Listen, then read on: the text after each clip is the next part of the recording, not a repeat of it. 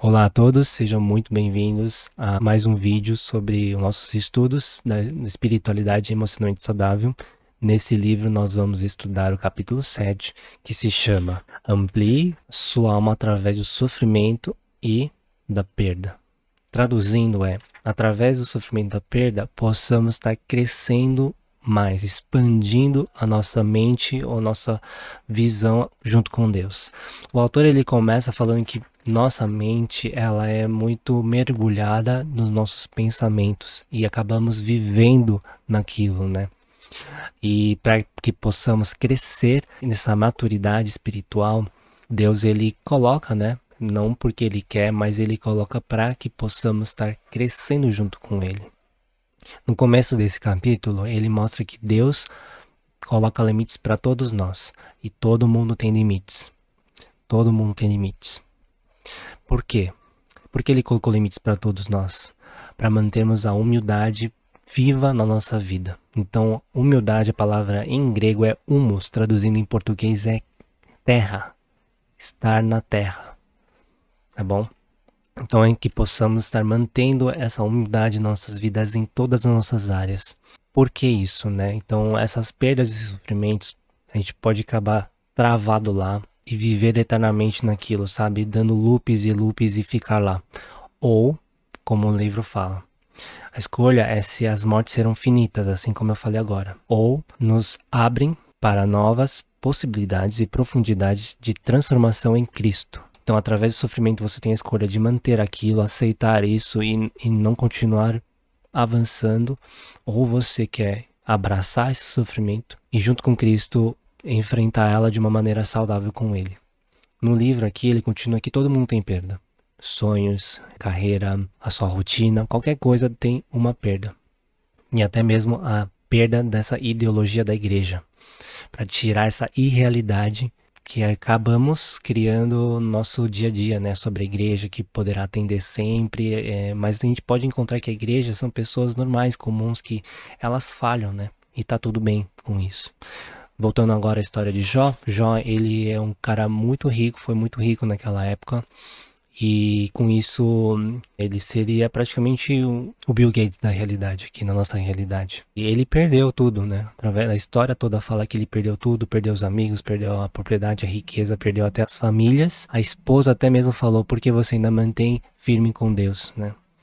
Mas mesmo assim, Jó continuou firme com ele e aceitou. A gente pode pegar um exemplo do que eu estava falando sobre essa de manter naquele sofrimento o caso da rainha Elizabeth, que perdeu seu marido aos 42 anos, o Albert. Ela tinha uma rotina muito regrada, todos os dias preparando as roupas, a cama para dormir. Só que com essa perda dela, ela manteve essa rotina para sempre, né? A gente pode ver também agora na cultura da Itália que quando a esposa perde o marido, a viúva, ela veste preto pro resto da vida. É uma cultura também que acaba seguindo, né? E muitas vezes aplicando a nossa vida no dia a dia, como a gente pode continuar estagnado isso através de buscas, de distrações, por exemplo, se distrair através de muitas rotinas, colocar muitas tarefas, enfim, qualquer exemplo que mantenha essa barreira, assim, de não passar, né, de sair disso, de distrair.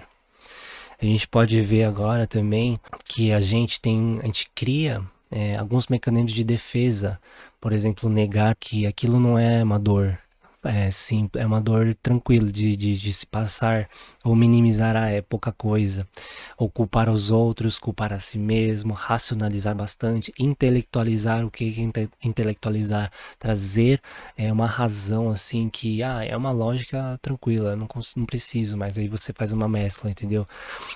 Distrair também é uma das outras que eu já tinha comentado agora, alguns exemplos. Se tornar hostil também é um outro. Então, com essa dor, Jó, a gente volta agora de Jó, ele começou a ter um diálogo intenso com Deus. A gente pode ver que os 35 capítulos, os longos 35 capítulos, é um diálogo intenso com Jó com Deus, né? Até mesmo Jó, ele fala que ele amaldiçoou o nascimento dele, né? Mas mesmo assim ele manteve firme. A gente pode ver na Bíblia que Salmos também, Davi trazendo lamentos. A gente pode ver também Davi escrevendo uma poesia após a morte de Saul. A gente pode ver também Jeremias, Ezequiel, Enfim, a gente pode ver vários exemplos da Bíblia que trazem essa sensação de lamento, desse sofrimento.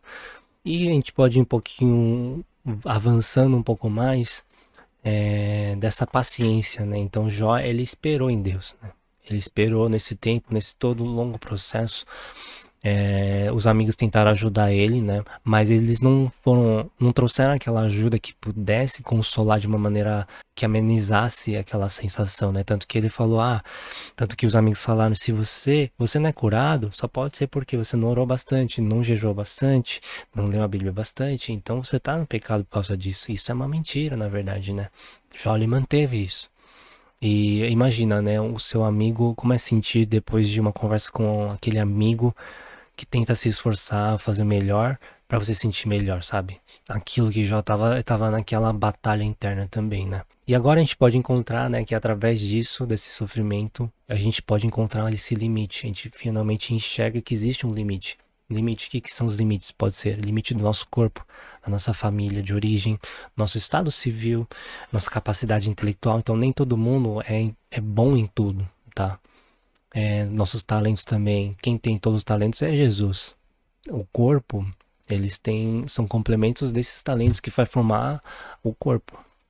Tá? Temos também a matéria-prima, os bens materiais, o seu tempo também é o limite, seu trabalho e até a compreensão espiritual, né? A gente pode ver um pouquinho mais na prática. João Batista também teve seu limite após ele preparar o caminho de Jesus. Ele sabia que aquele tempo que era necessário ele diminuir para que Jesus cresça. Então crescer, muitas vezes é difícil. Requer aprender que precisamos entender essa quebra e entender que o sofrimento faz parte desse crescimento. No livro aqui, ele continua falando que muitas vezes a gente acaba sendo esse bebê, né? Que quer toda a atenção da mãe, que quer esse cuidado, esse alimento, ser o centro do universo. E acaba sofrendo por quê? Pelo egocentrismo, a arrogância, a criancice. E crescer requer aprender que ele não é o centro do universo. O universo não existe para satisfazer cada uma das suas necessidades, né? Então é uma lição muito dolorosa, mas porque possamos estar aprendendo. A gente pode ir um pouquinho mais.